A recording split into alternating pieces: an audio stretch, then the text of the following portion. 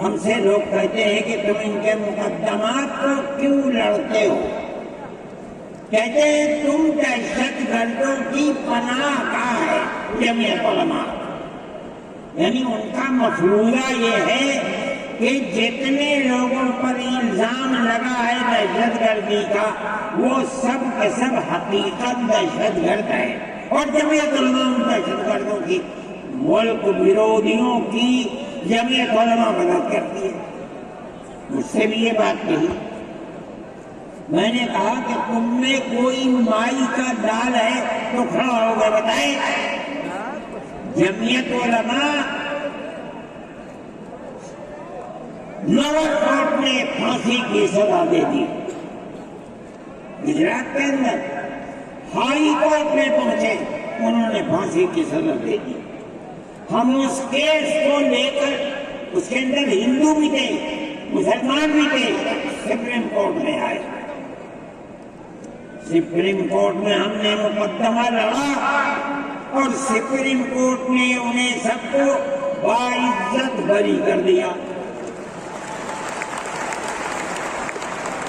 میں نے کہا کہ کسی ملزم کے لیے گورنمنٹ ہندوستان کی حکومت نے حق دیا ہے کہ مقدمہ لڑو۔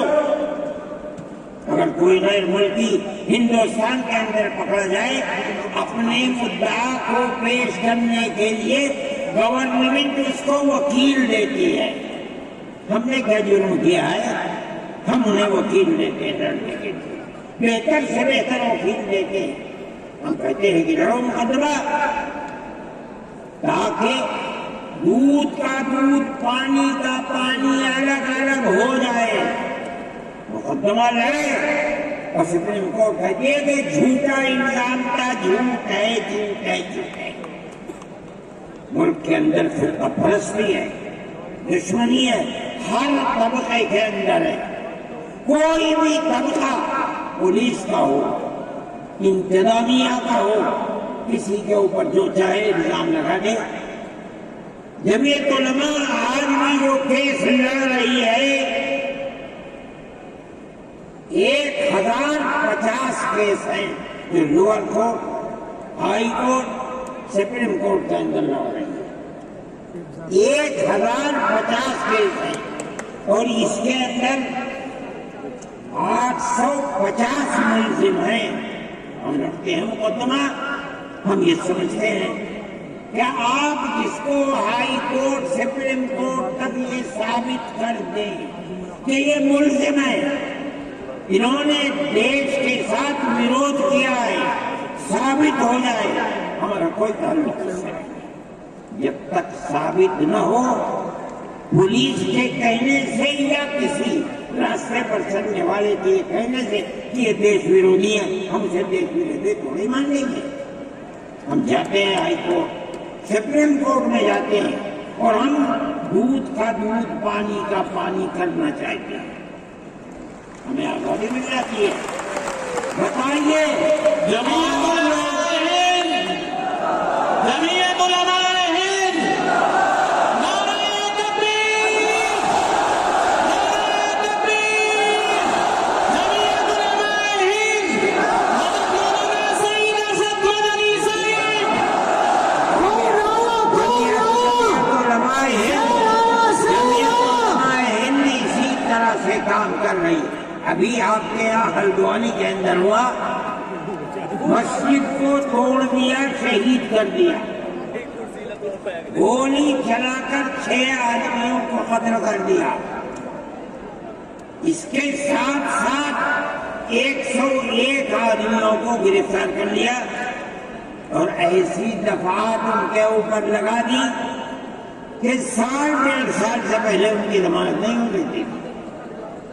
جمعیت علماء نے ہمارے پاس آئے 70 آدمی، کچھ لوگوں نے اپنے کیس لڑے، کسی کو یقین نہیں تھا کہ اس کے اندر کامیابی ہوگی۔ اللہ کی مدد سے ہم نے اپنے وکیل کو بلایا ممبئی سے، اور اس کے بعد جو بہتر سے بہتر سپریم کورٹ کا وکیل تھا اس کو بلایا اور ہم نے کہا کہ کیس لڑیے. 5 پیشیاں ہوئی اور وہ وہیں جاتا تھا ہائی کورٹ. نینی تال میں شاید ہائی کورٹ ہے, وہاں جاتا تھا, وہ اپنا محنتانہ پورا لیتا تھا. 2 پیشیاں ہوئی آن لائن اور 3 پیشیوں میں ہو گیا وہاں وکیل. اور وہ ایک مہرہ تھی وکیل, مگر بہت بہترین وکیل تھی. انہوں نے اپنے کیس کو رکھا اور ہندوستان میں, میں نہیں جانتا ہوں جمعیت علماء اتنے کیسوں کو اتنے سال سے لڑ رہی ہے, بیک وقت 50 آدمیوں کی ضمانت ہو جائے, جن میں 6 عورتیں بھی تھیں. یہ پہلی مرتبہ ہوا. ہم یہ سوچتے ہیں یہ ہماری بہت بڑی کامیابی ہے, اللہ کا انعام ہے, اس کا فضل ہے. ہم لڑ رہے ہیں اسی طریقے. مدارس اسلامیہ, میرے بھائی, مدارس اسلامیہ اس ملک کی مذہبی اعتبار سے جان ہے. جمعیت علماء ہمیشہ سے یہ بات کہتی تھی کہ مدارس, ام المدارس دارالعلوم دیوبند ہے. حضرت نانوتوی رحمۃ اللہ علیہ نے جو دستور بنایا, وہ دستور یہ تھا کہ کسی گورنمنٹ سے کوئی مدد نہیں دی جائے گی. المؤمن ينظر بنور اللہ. یہ ان کے دل کے اندر ایک بات آئی. میں کہتا ہوں کہ اگر یہ بات نہ ہوتی اور حکومتوں سے پیسے لے کر مدارس چلتے, آج ان مدارس کی جان نکل چکی ہے. شہر ہے وہاں پہ آزاد ہے مدارس. کسی گورنمنٹ کا ایک پیسہ ہمارے پاس. مسلمان رکشا چلانے والا, مزدوری کرنے والا, دولت مند, کاروبار کرنے والا, ہر مدرسہ ایک ہاتھ سے دیتا ہے, دوسرے ہاتھ سے پتہ نہیں چلتا. اللہ کا فضل ہے. اسی طرح مدارس دین کی خدمت کر رہے ہیں. ہم یہ سمجھتے ہیں کہ دین کی بقا ہندوستان کے اندر, اس کے اندر بنیادی کردار مدارس اسلامیہ کا ہے. لوگ کہتے ہیں تبلیغ کا ہے, میں کہتا ہوں ہاں تبلیغ کا بھی ہے, اصل کردار مدارس اسلامیہ کا ہے. ارے بھائی, مولانا الیاس صاحب رحمۃ اللہ علیہ نے تبلیغ کی بنیاد رکھی, کہاں کے تھے؟ مدرسوں سے پڑھ کر نہیں رہے تھے. مولانا یوسف صاحب نے کام کیا اپنے باپ کے طریقے پر, کہاں سے نکلے؟ مدرسے سے پڑھ کر نکلے تھے. مولانا چلے گئے, مولانا انعام صاحب, پھر اس کے بعد مولانا اظہار صاحب. آج دیکھ لیجیے جو بچے کام کر رہے ہیں وہ سب مدرسوں سے پڑھ کر کے, ان کی اولاد میں مدرسوں کے اندر پڑھ. اصل کردار دنیا کے اندر, ہندوستان میں نہیں, چاہے جہاں دنیا میں چلے جاؤ, اصل کردار مدارس اسلامیہ کا ہے.